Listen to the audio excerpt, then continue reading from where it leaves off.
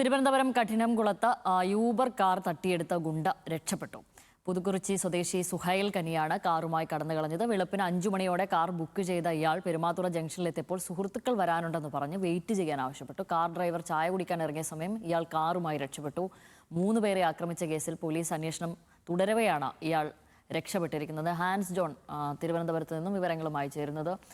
Hans, അതിശയകരമായൊരു സംഭവമായി പോയി. എന്തായാലും എന്തെങ്കിലും വിവരങ്ങളുണ്ടോ ഈ കാറും സംബന്ധിച്ചും ഇയാളെ സംബന്ധിച്ചും?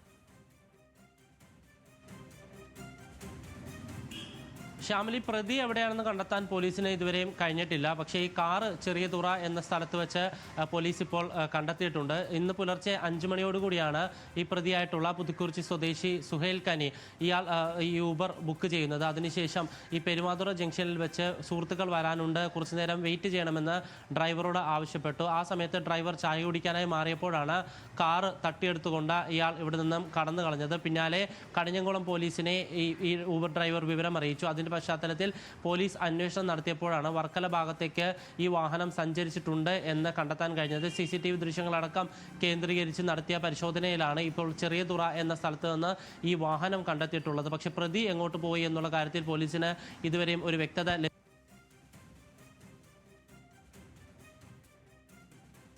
കളഞ്ഞ പ്രതി ഇന്ന് ഇത്തരത്തിലൊരു നീക്കം നടത്തുകയായിരുന്നു. ഈ മൂന്നംഗ സംഘത്തെ സർഫുദ്ദീൻ എന്ന വ്യക്തിയെ മറ്റ് 2 പേരെയും കഴിഞ്ഞ ദിവസം ഇന്നലെ രാത്രി ഈ പ്രതിയായിട്ടുള്ള സുഹൈൽ കനി മർദ്ദിച്ചിരുന്നു. ഇതിനുശേഷമാണ് പോലീസിന്റെ പിടിയിലാകുന്നതിന് മുൻപ് ഈ പ്രതി ഇത്തരത്തിൽ കടന്നു കളഞ്ഞിട്ടുള്ളത്.